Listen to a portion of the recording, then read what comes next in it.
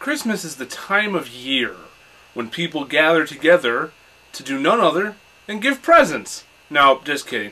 Christmas is the time to get together with family, and it's a spirit of giving. But until then, there's nothing better to do with your free time than watch Christmas movies and Christmas TV specials and Christmas TV shows and Christmas. So I am going to give you the top 20 list of the best Christmas movies and TV specials.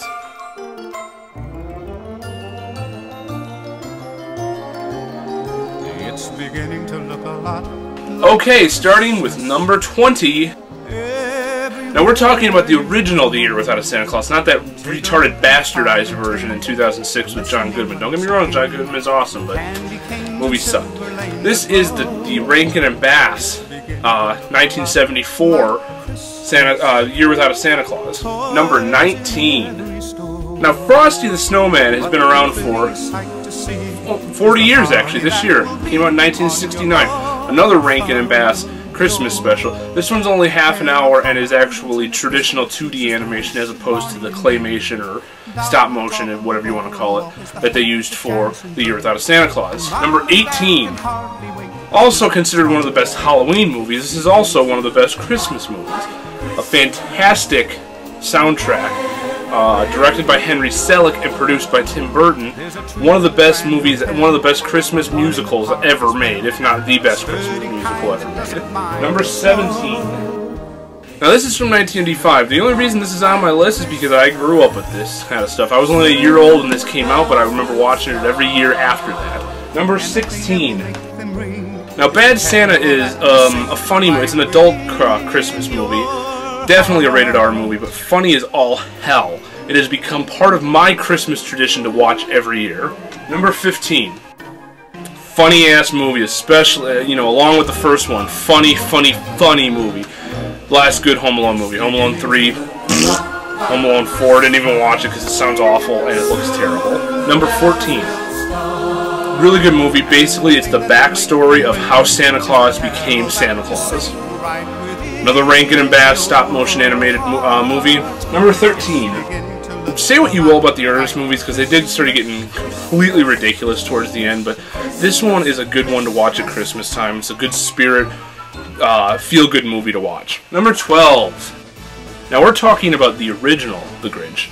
I got nothing against the 2000 Jim Carrey version, but this is the one you watch every Christmas. This has become a tradition so much so that it's 43 years after it came out, and people are still watching it. It's still on NBC, ABC, whatever. I watched it a few days after Thanksgiving. I think it was on ABC. Fantastic movie. Looks good on Blu-ray. I don't have the Blu-ray right now, but I will someday eventually. But fantastic Christmas special. Number 11. I'm going to get flack for this one not being number 1. But I have to say that this movie is incredibly overrated. It's a good movie, don't get me wrong. When I say overrated, I don't mean bad. I mean, it's an overrated movie. I remember watching this on a VHS when I was like 5, back in like 1989. And it was fun to watch. And all of a sudden, somewhere down the road, it just blew up into this huge fucking thing where everyone wants to watch it. Now I think it's TBS plays it 24 hours, Christmas Eve through Christmas Day. It's ridiculous. It's not that good of a movie. Number 10. What Christmas season is not complete without watching this? I don't know what else to say about this. This is like one of the best traditional Christmas specials to watch at Christmas time. Number 9. I watch this movie every year while decorating the tree. This is the movie to watch while decorating. This is, in my opinion, this is the best Christmas Carol adaptation. I don't know why, and it always brings a tear to my eye at the end when Beaker gives Scrooge a gift and he acts like he's never gotten a gift before in his life. Number 8. Recently added to the list because it only came out 6 years ago. Really funny movie. Will Ferrell. Most of his movies are pretty damn funny. This one's really good. This one's a pretty good Christmas movie. And it's got some really funny moments. In fact, I think it's the only Christmas movie where when they show Santa's workshop, he's actually making like brand name toys instead of just like, a train or a rocking horse or some shit like that. Number 7. This is a really funny movie, but I think that it's only good if you saw it when it first came out. That's my opinion. I don't know if kids nowadays like this type of movie. This was a little bit more adult than 2 and 3, because 2 and 3 were rated G, this one was rated PG. Number 6. Rudolph is probably the best Rankin and Bass Christmas special. I watch it every year. It's on at least 27 times every year. Usually on ABC Family. I don't know if they still show it on network TV like ABC or CBS or something. I think it originally aired on CBS. But I've already watched it. Who knows, I might watch it again. It's a good movie. Not much more to say about that. Number 5. I remember seeing this in the theater when it first came out. I was 6.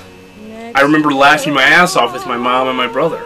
I remember my mom taking her elderly father to see this movie because it was so funny. Number 4. Now granted, I did put The Muppet Christmas Carol further back on the list than this, and this is also an adaptation of A Christmas Carol, but this is more of the adult Christmas Carol. It's not an R-rated movie by any means, but it's a more adult movie. Darker, but funny. Number 3. I didn't see this movie before until, I think 2 years ago, maybe 3 years ago.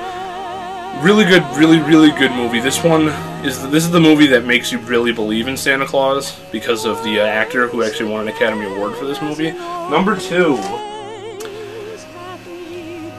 I don't really need to say too much about this. Number 1. It's technically not a Christmas movie. Why do I say this?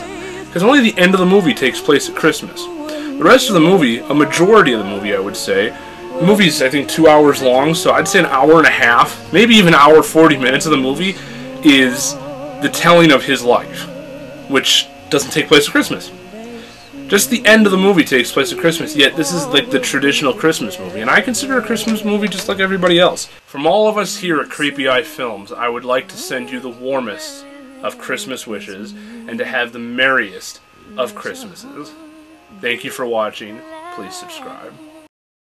Rudolph!